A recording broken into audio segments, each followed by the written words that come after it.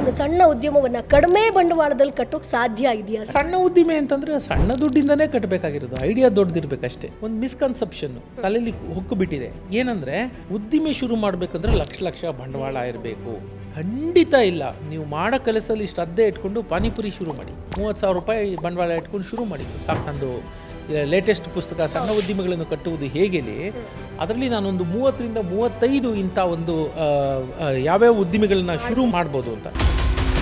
I started at the age of 13-14 ಏನೋ ಒಂದು ಸಣ್ಣದು. ಈಗ ನನ್ನ ತಾಯಿ, ನಮ್ಗೆ ಅವತ್ತು ಇನ್ಕಮ್ ಇರಲಿಲ್ಲ, ಸೊ ಅವತ್ತು ಉಪ್ಪಿನಕಾಯಿ ಹಾಕೋರು, ಹಪ್ಪಳ ಸಂಡಿಗೆ ಮಾಡೋರು. ಅದನ್ನೆಲ್ಲ ತೊಗೊಂಡು ಟಿ ವಿ ಎಸ್ ಅಲ್ಲಿ ತೊಗೊಂಡೋಗಿ HMTV ಫ್ಯಾಕ್ಟ್ರಿ ಹತ್ರ ಎಂಪ್ಲಾಯೀಸು ಮನೆಗೆ ಹೋಗೋ ಟೈಮಲ್ಲಿ ಅಲ್ಲಿ ಹೋಗಿ ನಿಂತಿರ್ತಿದ್ದೆ. ಆ ಟಿ ವಿ ಎಸ್ ಅಲ್ಲಿ ಇಟ್ಕೊಂಡು ಅದನ್ನು ಮಾರ್ಕೊಂಡು ಬರ್ತಾ ಇದ್ದೆ. ನಾವಿರುವ ಸಮಾಜ ಎಂಥದ್ದು ಅಂತಂದರೆ, ಗೆದ್ರೂ ಬೈತಾರೆ, ಗೆಲ್ದಿದ್ರೂ ಬೈತಾರೆ. ಎರಡು ಥರದಲ್ಲೂ ಬೈಯೋದು ನಮ್ಮ ದೇಶದಲ್ಲಿ ಮಾತ್ರ. ನಮಗೆ ನಾವೇ ದಾರಿ ದೀಪ, ನಮ್ಗೆ ಯಾರೂ ಇಲ್ಲ ಅನ್ನೋದನ್ನು ನೀವು ಯಾವತ್ತು ಅರ್ಥ ಮಾಡ್ಕೋತೀರಾ ಅವತ್ತ. ಅದೇ ಮಾರ್ಕೆಟ್ ನೀಡ್ ಏನಿದೆ ಅನ್ನೋದು.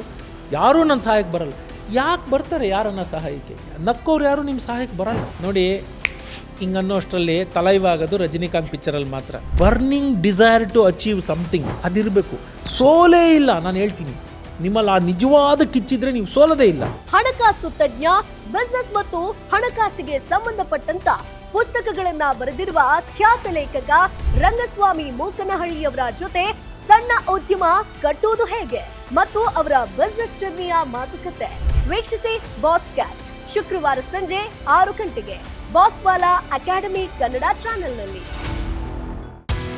ಬಾಸ್ವಾಲಾ, ಬಿ ದ ಬಾಸ್.